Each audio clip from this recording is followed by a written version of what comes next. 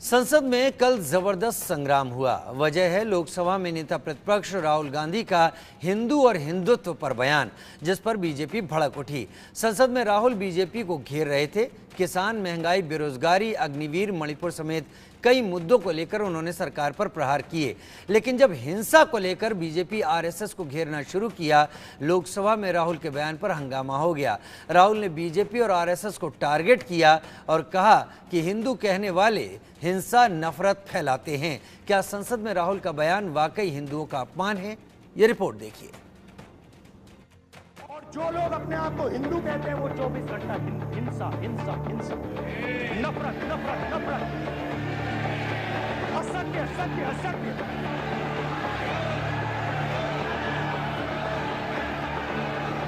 आप हिंदू हो ही नहीं।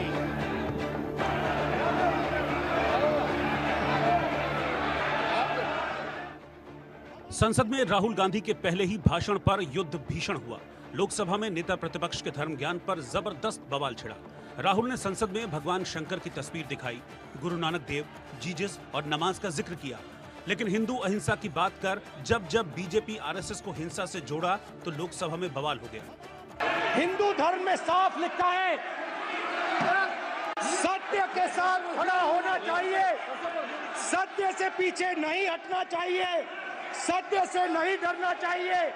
अहिंसा हमारा प्रतीक है। अभय मुद्रा, ऐसे कीजिए, अभय मुद्रा। राहुल के बोल पर हंगामा खड़ा हो गया। हिंदू वाले बयान पर सवाल खड़े होने लगे। सवाल बीजेपी ने उठाए और प्रधानमंत्री मोदी ने राहुल गांधी पर जबरदस्त पलटवार किया। विषय बहुत गंभीर है।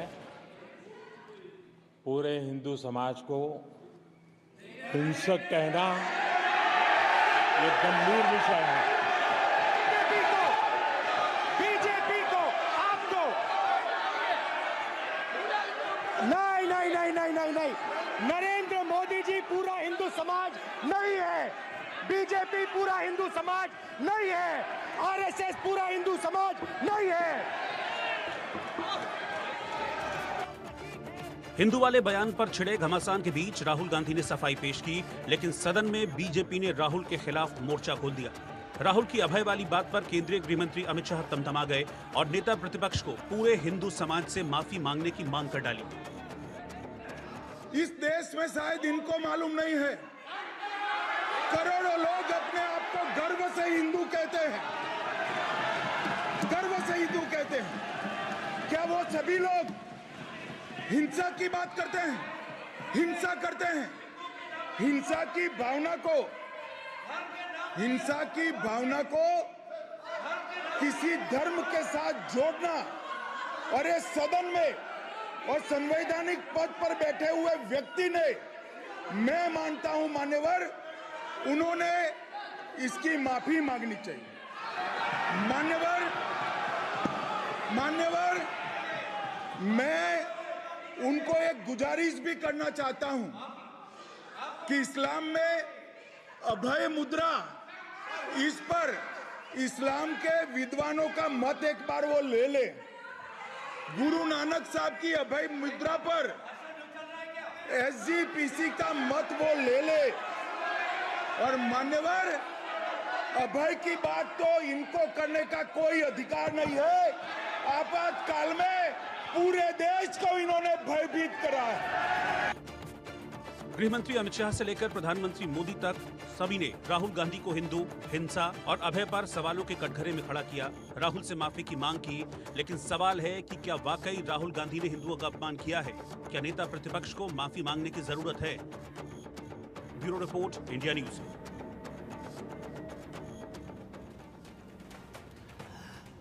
हिंदुओं को हिंसक बताने वाले राहुल गांधी के बयान पर विहिप अध्यक्ष आलोक कुमार ने भी क्या कुछ कहा है, सुनिए।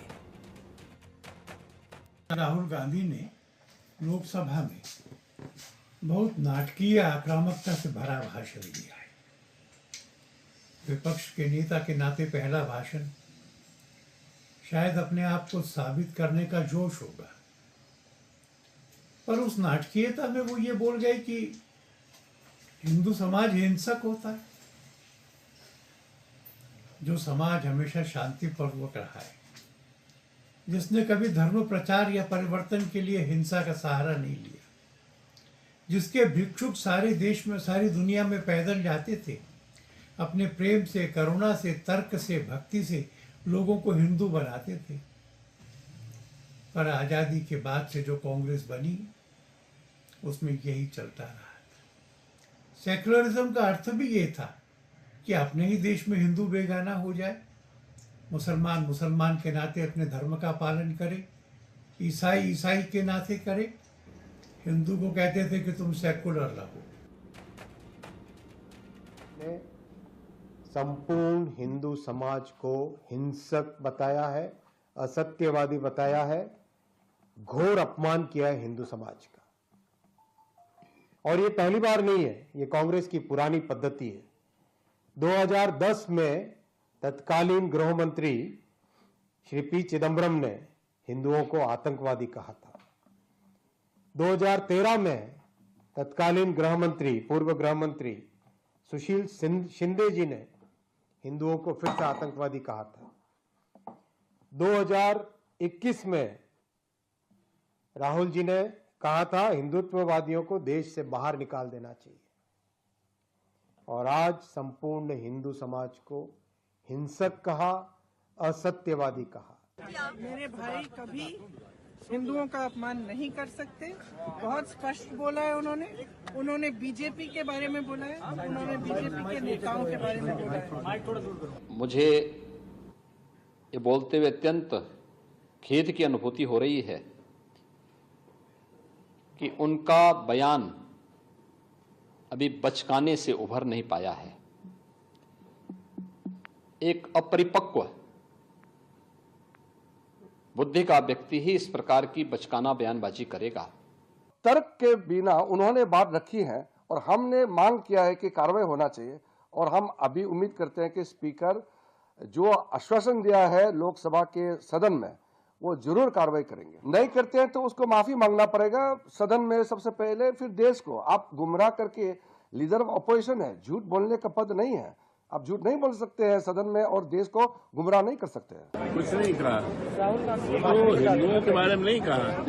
उन्होंने भारतीय जनता पार्टी की मानसिकता के बारे में, आरएसएस की मानसिकता और विचारधारा के बारे में उन्होंने ये भी कहा ना कि हिंसा हिंसा हिंसा फैलाते हैं हिंदू। ये बात तो सबसे पहले यही बयान आया। हाँ। उनका स्टेटमेंट इंटायर हिंदू के लिए नहीं था, उनका था भारतीय जनता पार्टी के लोगों के लिए, आरएसएस के लोगों के लिए। नहीं, सिर्फ हिंदुओं पे नहीं उन्होंने कहा, उन्होंने सारे धर्मों को कहा। उन्होंने इस्लाम पे बोला, हिंदू पे बोला, बौद्ध के ऊपर उन्होंने बोला, सिखों के लिए कहा। तो उन्होंने सभी पे उन्होंने बोला। ऐसा नहीं है, बट बीजेपी उसको ऐसे प्लांट कर रही है कि सिर्फ हिंदुओं पे हमला किया राहुल गांधी जी ने, या ऐसा कुछ नहीं कहा।